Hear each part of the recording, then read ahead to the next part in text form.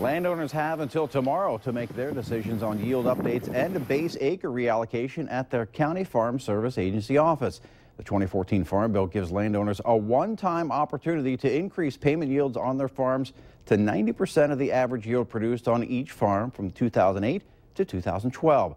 Landowners have to choose between keeping the existing mix of crop bases on their farms or the reallocated mix of crop bases.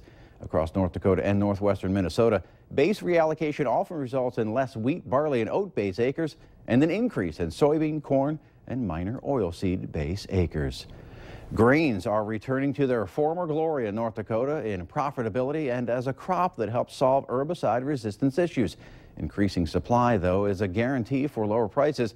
That's the thinking of Bismarck market analyst Eugene Grainer. If the U.S. dollar is strong, the prices for corn and beans obviously be weak, and wheat won't be that encouraged for the increased production. So the world numbers will continue to stay off, and the world outside of us, you know, people forget Europe has been hungry twice. The U.S. has never been hungry, and Europe will always try to stay at full production. So there's no missed production in Europe. It's always at full production. Something goes haywire in a world where they're always at full production, you're likely to experience that's where the pinch comes from. And so wheat, on a statistical valuation, I think when we go into next fall, you're going to see wheat production an interesting look to, maybe a little more cover crop on wheat, because the corn and soybean prices this fall as we go into next year might be a deterrent because the carryout levels will likely experience. Before row crops took over, North Dakota was a wheat-dominated state for most of the 20th century. Like a lot of farmers in the Northern Plains, Valley News Live Farm Director Mick Kerr has left for the short-sleeve weather of Phoenix for one of the top farm shows in the country, the Commodity Classic.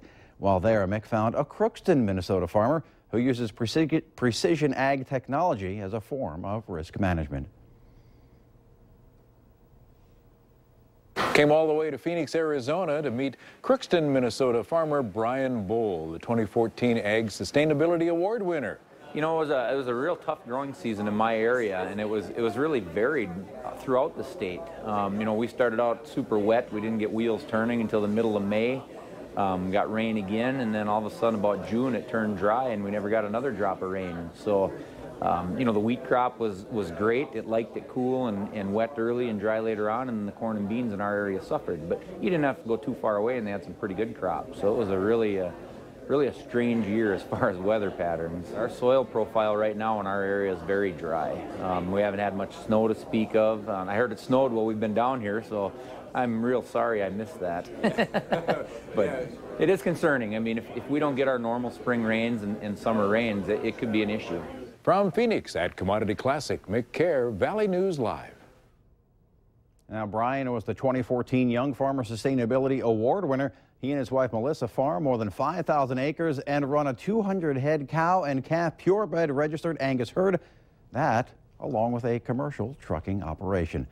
Now, as some of the best farmers gather in Phoenix for the Commodity Classic, they are calculating how to bring more technology into their farming operation in order to increase efficiency.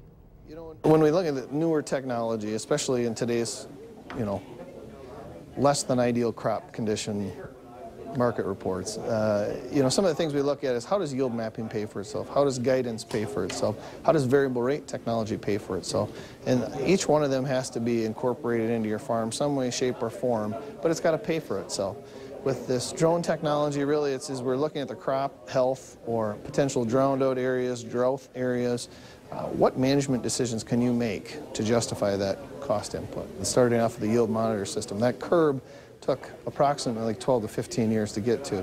As we step into the next generation, now that technology has been widely accepted, the curve of adoption is going to happen a lot faster. You know, you talk to any of the farmers that are down here for Commodity Classic, ask them to pull out their phone, 85% of them have smartphones. I don't care if they're 30 years old or 65 years old, a lot of them have smartphones, and they've adopted that technology because they realize without that, they're not staying in contact with their local grain markets or with some of their best feeds or even the local coffee shop being away from home. So, in addition to being a technology expert for the local implement dealer in Renville, Minnesota, Rolick also Farms has a cow-calf operation and feeder cattle and horses.